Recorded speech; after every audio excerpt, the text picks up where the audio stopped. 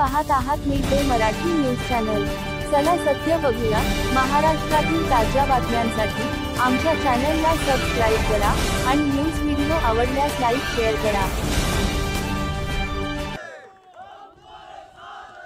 जमलेल्या माझ्या शिवप्रेमी शिवसैनिक बांधवांनो, भगिनींनो आणि मातांनो,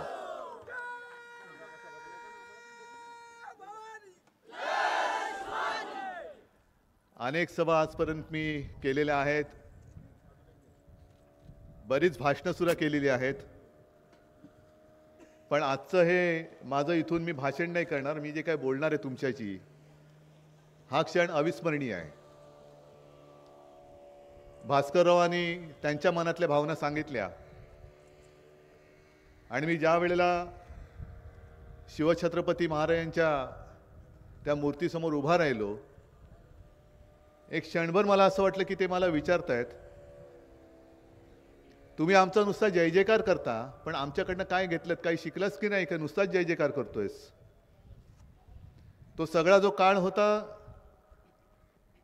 पुन्हा त्याचं काही वर्णन करण्याची गरज नाही। पण आता मोबाईल आहेत, टीव्ही चॅनल्स आहेत, टेलिफोन आले, बऱ्याच काही गोष्टी आल्या, पण त्या काळामध्ये फोन नव्हते, काही नव्हतं। 18 पगड जाती जमातीमध्ये विखुरला गेलेला सगळा आपला हा मराठी माणूस, त्याची ताकद ती काय असणार, शस्त्र नव्हती, काही नव्हतं, समोर बलाढ्य शत्रू होता, आणि त्या मुठभर मावळ्यानिशी स्वराज्य स्थापन करण्याचं स्वप्न पाहणं हे केवढं मोठं धाडस होतं। औरंगजेब बसला होता तिकडे, अफजल खान आला होता, पण निष्ठा आणि निष्ठावान माणसं ही मुठभर जरी असली, त्याची वज्रमुठ एवढी असते की तिने आग्र्याचं तख्त सुद्धा फोडलं होतं। त्या आग्र्याच्या तख्ताखाली सुद्धा आग लागली होती। आणि मला वाटलं शिवाजी महाराज मला तेच विचारतायत की अरे आता तर निवडणुका आहेत, त्यावेळेला निवडणुका नव्हत्या, अफजल खान भेटीला आला होता तेव्हा काय ईव्हीएम नव्हती, आणि त्यांनी जी मगरमिठी मारली आणि पाठीत त्यांनी जो वार केला, जर लेच्यापेच्यासारखा मी गेलो असतो तर काय झालं असतं। शत्रू समोर किती बलाढ्य असू दे, तयारीनिशी गेला आणि मनाची जिद्द असेल, भवानी तलवार जरूर, तलवार पेलायला मनगट पाहिजे जरूर, पण तलवार चालवण्यासाठी खंबीर मन पाहिजे। ते खंबीर मन तुझ्याकडे आहे की नाही। आणि मी खोटं बोलणारा नाही। ज्या वेळेला मला तुमचं असं दर्शन घडतं, तेव्हा मला असं वाटतं की महाराजांनी दिलेली मला भवानी तलवार आहे, हीच भवानी तलवार आहे, आणि ही तलवार घेऊनच मी उभा आहे। त्याही वेळेला आग्र्यावरनं आले होते, आता दिल्लीवरनं येत आहेत। त्यांना महाराष्ट्राचं पाणी काय असतं हे पाजायची लायकी नसली तरी दाखवण्याची गरज आहे, दाखवण्याची नक्कीच गरज आहे। असं काही नाही की मी पहिल्या प्रथम सिंधुदुर्ग किल्ल्यामध्ये आलो, यापूर्वी देखील आलो होतो। अगदी मला आठवतंय, मनोहर जोशी मुख्यमंत्री होते, शिवजयंती 1 मेला आली होती, 1 मे तिथीप्रमाणे, आणि तेव्हा तो पहिल्यांदा झेंडा लावायला आलो होतो, मी त्यांच्याबरोबर होतो।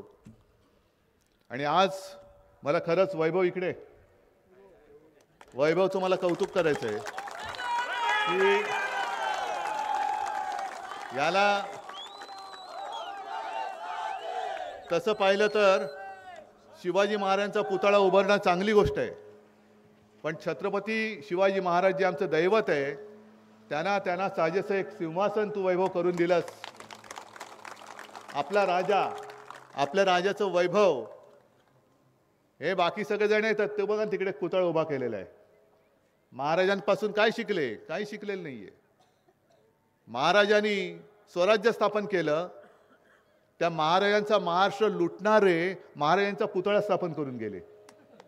महाराष्ट्र लुटतायत, म्हणजे मला एका गोष्टीचा अभिमान नक्की होता आणि आहे की या वेळेला नौदल दिन इकडे साजरा केला। तुमच्यापैकी अनेकांनी बघितलं असेल, आहे छान। मी मुंबईमध्ये मागे बघितला होता, एक आपल्या स्वतंत्र हिंदुस्थानचं आरमार, त्याची शक्ती, ज्या आरमाराची स्थापना त्यावेळेला छत्रपती शिवाजी महाराजांनी केली।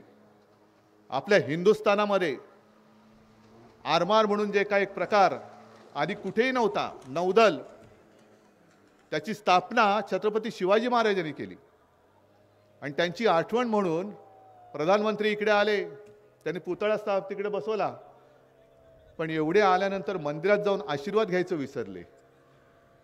मी आशीर्वादच घ्यायला आलो, तुम्ही द्यायला काही आलो नाही, मी एवढा कोणी मोठा नाही. आम्ही महाराजांना काय देऊ शकतो? जर महाराज नसते तर आपला जन्म तरी झाला असता का? आपण राहिलो तरी असतो का? आणि ते राम मंदिर तरी होऊ शकलं असतं का? मग महाराजांना आम्ही देणारे कोण आहोत? आम्ही महाराजांकडनं जे जे काही घेता येणं शक्य असेल ते एक कण म्हणतात ना, त्याचं शौर्याचा एक अंश दे, तुझं त्याच्या तेजाचा एक अंश दे, शौर्याचा एक अंश दे, एक कण दे. तू महाराजांकडनं एक अंशाचा एक कण जरी घेतला ना, तरी आपण या हुकुमशाहीला गाडून टाकू शकतो. एवढी ताकद त्या कणामध्ये, अंशामध्ये, तेजामध्ये. आणि विनायकजी, तुम्ही बोललात ते बरोबर आहे. मी त्यावेळेला मुख्यमंत्री म्हणून काय काय केलं हे माझ्यापेक्षा तुम्हाला माहिती आहे. संकट आलं होतं, मग ते चक्रीवादळ या किनारपट्टीवरूनच गेली. नुकसान कुठे कुठे किती कसं झालं हेही मी काय पुन्हा सांगत बसत नाही, पण तेव्हाही मी इथे आलो होतो. चिपळूणला सुद्धा भास्करराव, तुम्ही आणि आपण सगळे त्या बाजारपेठेतून फिरलो होतो. पुराच्या वेळेला पूर आला होता, सगळं तळमजला पूर्ण चिखलाने भरून गेला होता. करोनाचा काळ होता. आणि एक प्रसंग, एक घटना हृदयाला चटका लावून गेली.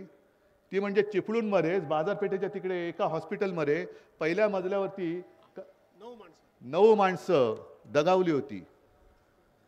ऑक्सिजन मिळाला नाही. ऑक्सिजन का मिळाला नाही? ऑक्सिजन नव्हता म्हणून नाही, ऑक्सिजन होता, पण वीज पुरवठा खंडित झाला म्हणून ते गेले. वीज पुरवठा खंडित झाला आणि जे बरे होण्यासाठी रुग्ण विश्वासाने आले होते त्या हॉस्पिटलमध्ये, त्यांना प्राण गमवावे लागले. अजूनही तो हृदयाला चटका लावून गेलेला प्रसंग आहे. आणि त्याच सुमारास मी निर्णय घेतला, सगळ्यांना बोलवलं, MSCB वाले आले, सगळे आले. त्यांना विचारलं काय करता येईल, कायमस्वरूपी काय करता येईल, कारण हा किनारपट्टीचा भाग आहे. आणि गेल्या काही वर्षामध्ये ही वादळं. महाराष्ट्रातील ताज्या बातम्यांसाठी आमच्या चॅनलला सबस्क्राईब करा आणि न्यूज व्हिडिओ आवडल्यास लाईक शेअर करा.